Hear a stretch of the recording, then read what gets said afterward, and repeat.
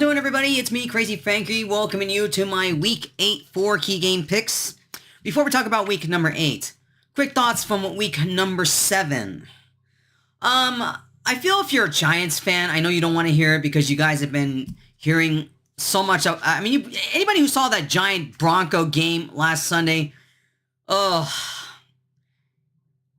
a complete meltdown by the New York Giants. The Giants had an enormous lead going into the fourth quarter, and somehow they just managed to just collapse in the fourth quarter and let Denver win. I really don't know what to make of that game because, in all honesty, it's hard to put any positive perspective on it, given the fact that Jackson Dart had a decent game, but obviously the interception in the fourth quarter really was costly. And then obviously, where was the Giants' defense the whole game? And it ended up costing them big time as Bo Nix and that offense somehow managed to come back and beat the Giants in the end on a last-second field goal. And special teams, too, for the Giants. That was brutal. The kicker missing 2 critical extra points was costly and ended up costing them in the end. And the Broncos ended up winning on a last-second field goal. So it's hard to say. Giants fans, I feel for you. Obviously, you've been wanting to see a contender every year, and it just seems like you just can't get there. And it's hard to say how long that Brian Daboll's job will be secure. Very hard to tell. A lot of people are already calling for his head. They're already telling him he needs to be fired, along with a lot of people in the front office. It's understandable. Look, a lot of the Giants fans are, you're wanting a winner. I can understand that. And it's hard. But what a brutal loss the Giants had. Chiefs destroying the Raiders, and then the Raiders ended up falling for an unbelievable gaffe in the game where they tried to basically say that this trick was not going to work. Anybody who saw that game, oh my God, Raiders fans, that's a killer. Even though people know me on a personal level, I don't like the Raiders, but so for a little sympathy, this is a team that is wanting a winner for so long, but yet it just keeps getting worse and worse. And bringing in Pete Carroll has not helped at all, obviously, because they need more talent on that football team. But the way the Chiefs played last week, I know they're playing the Raiders. The Raiders are terrible this year. They're starting to get everybody, like I said, they're starting to get everybody back.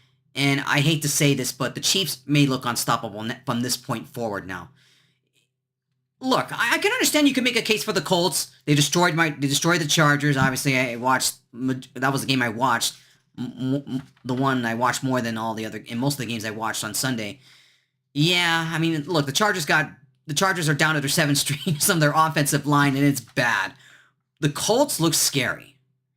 This is a team that definitely has the consistency. Daniel Jones is playing at a level we never thought we'd see him play. You got Jonathan Taylor having a fantastic season so far with the running game. It's very hard to say with this Colts team. Are they still legitimate contenders down the stretch? Could this team be the one to beat in the AFC? Because personally, I still think the Chiefs are going to start storming back. They will take over the division pretty soon. They still have to play Denver. They have to face the Raiders and the Chargers one more time. And the way it's going to look right now, it's tough to say if the Chiefs will start bouncing back and will probably steal the number 1 seed. And you look at other games that happened in the NFL. Obviously, the Bengals somehow managed to survive the Steelers. That was a lot of people call it the Icy Bowl, the Icy Hot Bowl game, which really, it's hard not to laugh at that, but still, that was actually a good game, and Joe Flacco really looked like the old Joe Flacco, and they embarrassed the Steelers in that game, but the game was back and forth, to be quite honest with you. But that one was that was a decent Thursday night game, and I look at the other games, something's wrong with the Packers. They barely escaped the Cardinals, and this is not looking good, especially when they're going to be facing a former foe, a quarterback that's led the Packers for a long time, and Aaron Rodgers on Sunday night, and that is going to be one of the key games I will get into later in the video. It was kind of a so-so week in the NFL. It's hard to say right now who really is the team that's going to be now who look like the more dominant team going forward. You can make a case for the Colts. You can start making a case now for the Chiefs. It's very hard to say going down a stretch as we head towards the halfway point of the regular season. All right, let's get in with the 4 key game picks, shall we? All right, let's begin with key game number 1. It is the Thursday night game, and it is the Vikings versus the Chargers. I don't know how the odds makers put the Chargers as a 3.5-point favorite when they really shouldn't, given the injuries that have mounted for this team, especially the offensive line is really stretched thin. They're down to their 7th string, and it's bad.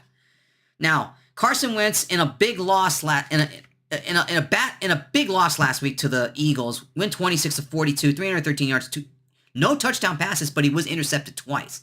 Now, Justin Herbert basically hit the turf all game long against the Colts, given how bad that O-line is. Was 37-55, 420 yards, 3 touchdown passes, but 2 interceptions. What do I look at for this Minnesota team? This has been... There's still no word yet, but I'm going to take this with a grain of salt and assume that the Vikings will start Carson Wentz. Because J.J. McCarthy hasn't really... There is barely any status on him, whether he's going to start in this game or whether you can continue with Carson Wentz. So that's to be determined yet going Thursday night, which I think by the looks of it, Carson Wentz is going to get the start in this game. But when I look at this football game, Jordan Addison had a big game. He had reception yardage of 110 yards of offense. Could he have another big game? Because that's really going to be key. And is Justin Jefferson going to step up a bit more? He really only had 50 yards of offense in the game against the Eagles, but you got to wonder if he's going to step up more in this game. It's really that the offense has to be consistent here, because I noticed from the Vikings, there's barely any consistency with the offense lately. But when you talk about any sort of offense, let's look on the Chargers side here. Clearly, whoever's left on an O-line, they got to find a way to protect Herbert, because he's getting killed out there. Even though Joe Alt should be they're saying that Joe Alt will be playing Thursday night, but that's still a questionable... His status is still kind of questionable. I mean, they need Joe Alt badly to help that O-line, but they need a lot more than just Alt. They really need their starters, and they've already suffered enough injuries as it is, and it's going to be very hard for that Charger offense to get anything going, because Keenan Allen and McConkey have been the only players that have been coming up big. So as the wide receivers. It pains me to say this because I'm going to keep this short here. The Vikings, I think, will beat the Chargers. The Chargers are going to start going to 500. They are in deep trouble if they don't get all their players back. Even though, despite the fact that Khalil Mack on the defensive side was back last Sunday, but he was wearing a brace, and that he's not 100% healthy. And despite the fact they're desperate on defense as well, they got a ton of injuries on both sides of the ball.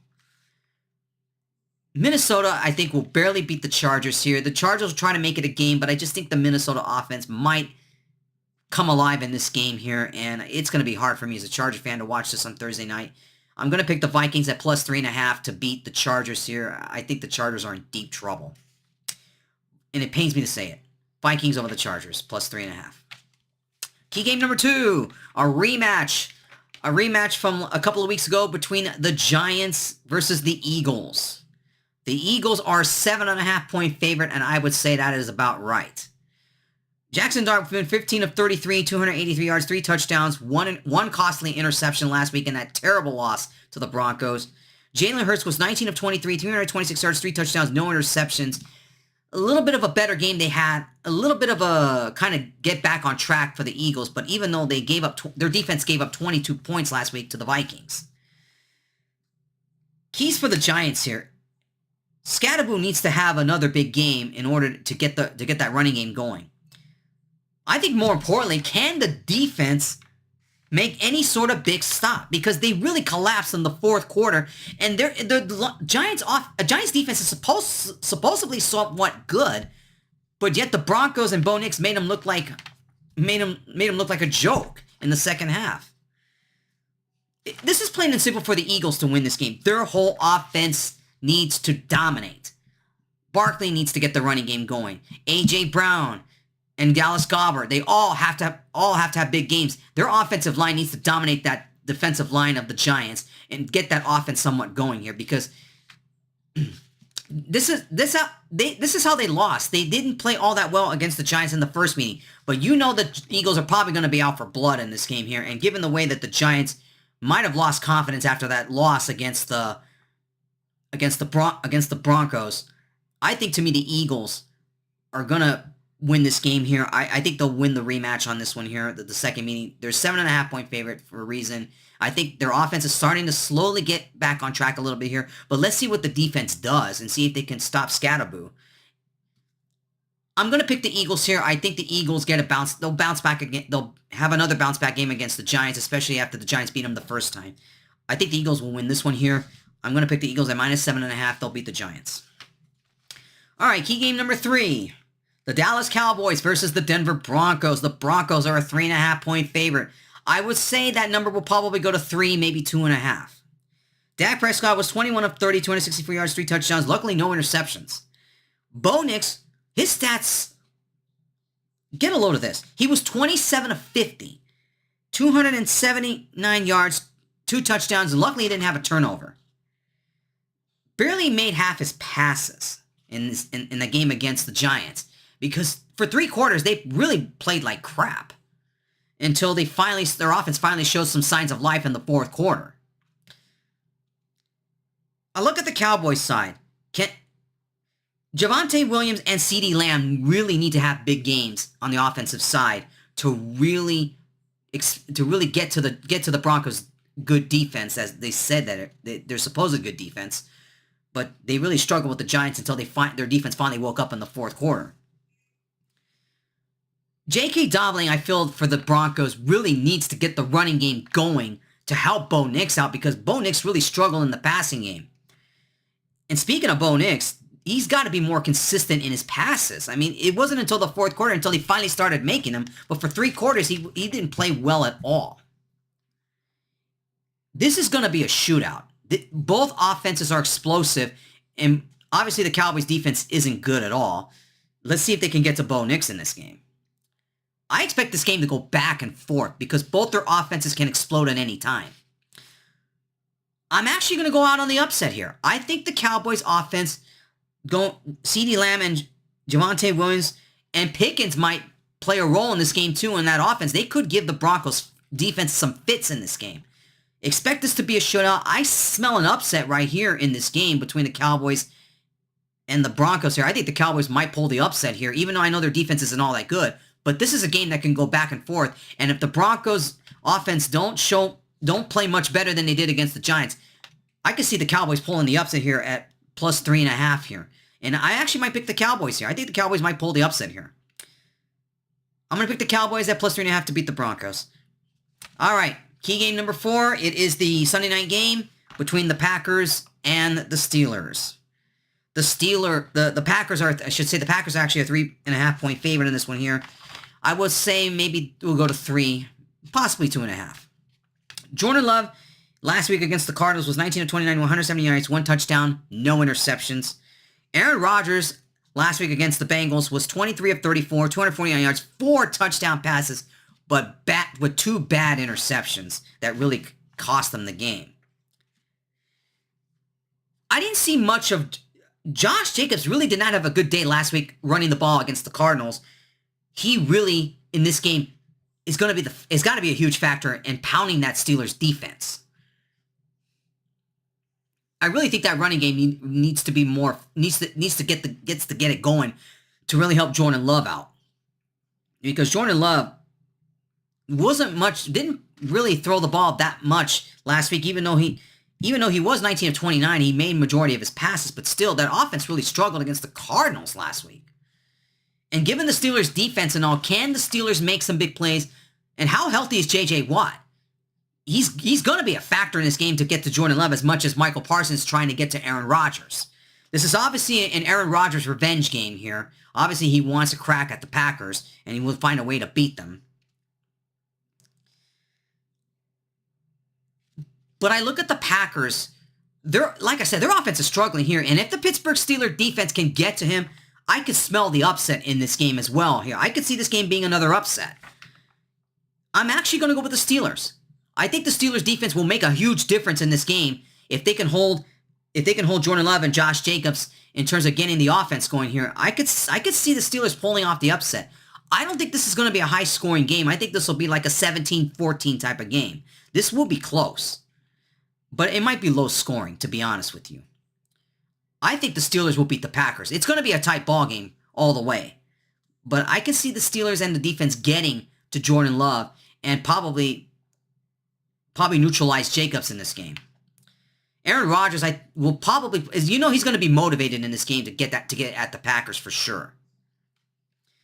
I'm going to pick the Steelers here in a small upset, but this game is 50-50. This is a tough game to pick in this one here. I'm picking the Steelers plus 3.5.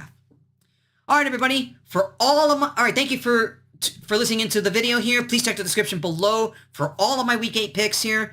And I'll talk to you all next week when I make my picks for week number 9. Take care, everybody, and enjoy your football weekend.